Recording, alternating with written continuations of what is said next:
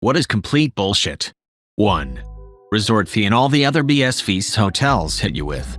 Wife and I just stayed a night at a resort. It was super fun, then saw the bill with a surprise amenity fee. We paid to use the amenities at your resort.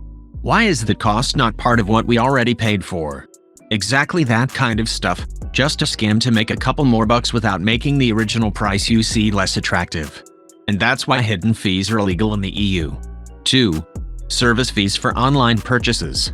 Ticketmaster charging a convenience fee to send me a PDF of my tickets, or charging me a postage fee to get them in the mail. But at least it's my choice which one to pay. Ticketmaster are shits for this. Charge a gazillion pounds to see a show, then add any number of additional charges on top for just booking it. Cut that shit out. Same for graduate school. I need to pay $45 per application for them to send one PDF. Total BS. My undergrad university actually charged me a fee to send my transcript from the registrar's office to the grad school admissions office next door when I applied there as my safety school. I ended up going somewhere else, where as a courtesy to alumni, certified transcripts are provided totally free, but you can pay to have them overnighted, which seems fair, proving that this stuff can be done without being bullshit. 3. Having to clean the Airbnb top to bottom whilst paying a $300 cleaning fee. Some hosts have lost their damn minds with this. Mop the floors, run the laundry, mow the lawn, raise the neighbor's children. If there's a cleaning fee, I'm not doing any of that. Exactly. I think it's fair when they ask you to start the dishwasher, take the trash to the outside bin, and leave the thermostat at. You never know exactly when the cleaning crew is showing up, and leaving food trash dishes could bring pests into the home, so I am happy to do the above things that are complete BS. All of the above plus remove bed linens. Wash dry bedding towels. Sweeping or vacuuming. Emptying the dishwasher. Wiping down counters, sinks, toilets. And so on. The other thing I find completely bullshit is when guests pay a hefty cleaning fee, and yet the walls, baseboards, doors, light switches, hard floors are all dirty and stained. Bed frames, shelves, entertainment centers, nightstands are all dusty. Washer dryer is full of dust and lint. Closets are dirty and dusty. Cookware is dirty. Inside-outside kitchen cabinets are dirty. 4. The blister packs around scissors that require scissors to open. When I was out studying, I had a pair of scissors with just a permanent little zip tie stuck around one of the loops because I only had one pair of scissors. 5. YouTube hiding the dislikes. It's actually a massive problem because like-dislike ratio used to be a very good way to sort out bullshit troll tutorial videos. Yeah, but it hurt the feelings of bullshit channels that can use clickbait titles to bring in tons of ad revenue, even before the viewer knew that the video was bullshit. Remember how the justification was to avoid bullying via mass downvoting, so you could downvote but nobody would see it. Yet the creator can still see the count, so how does it stop the bullying? Also, creators can turn off the rating systems altogether if they want. If somebody wants to start a bullying campaign against somebody, they are going to start it somewhere and encourage more people to do it. It's not a "this video has downvotes, guess I'll downvote too." It's shitty behavior, but this isn't going to stop that. Meanwhile, the use of downvotes to portray a genuine reaction to a bad video with bad advice has been removed.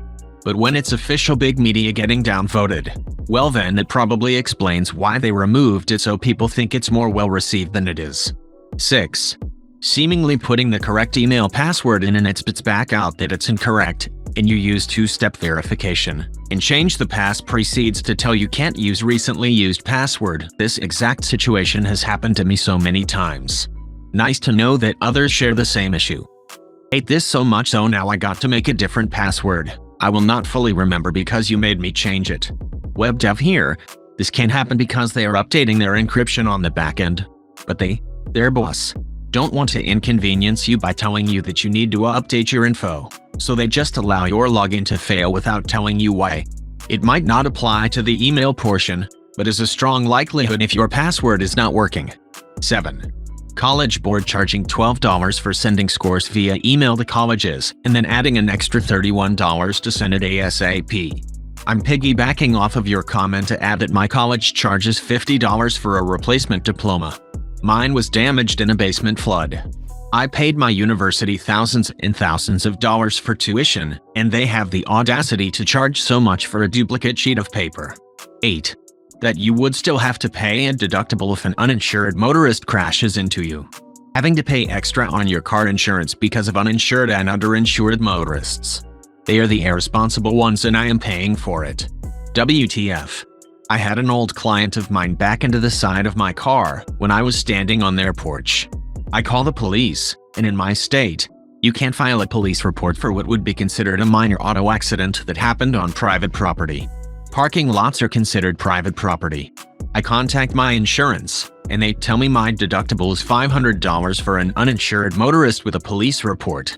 Since I couldn't get a police report, my deductible would be $1,000. What the fuck? 9. Why? And I ask, why aren't my tax dollars paying for kids' school lunches? They pay for everything else in the damned school.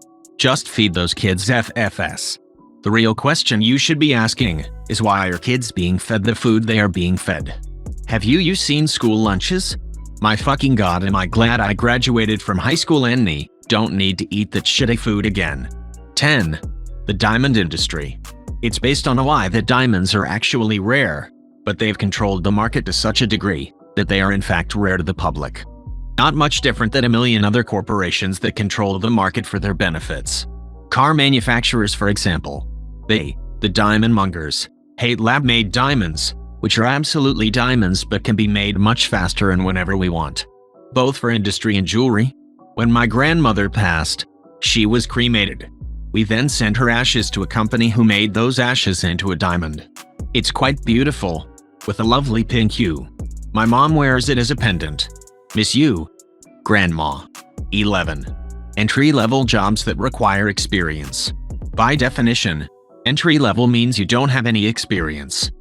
It's just an excuse to pay entry-level wages to people with experience. But do tell me how nobody wants to work anymore.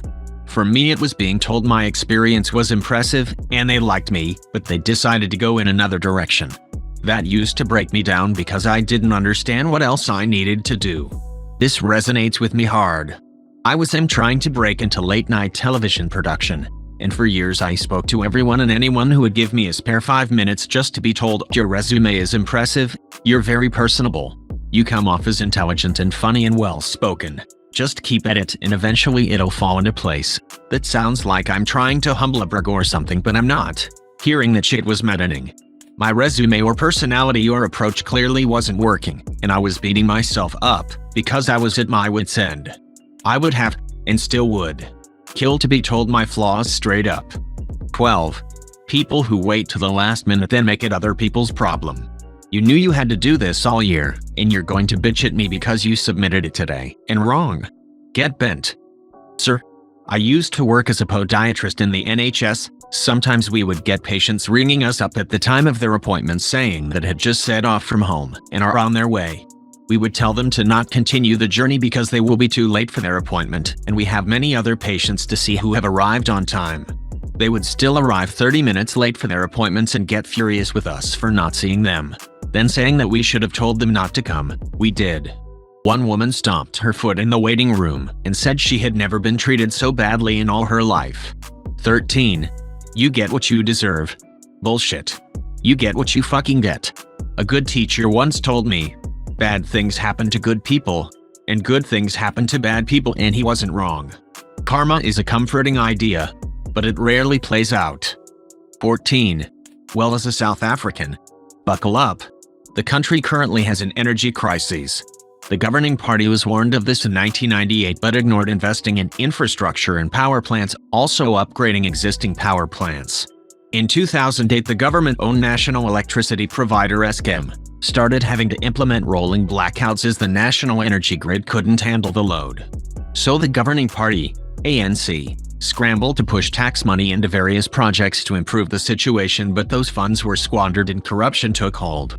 Every year since 2008, experts have warned that it's going to get worse, and yet no matter how much money is pushed into this rescue operation, nothing improves because of corruption and cable theft. Fast forward to our current shit show of a situation.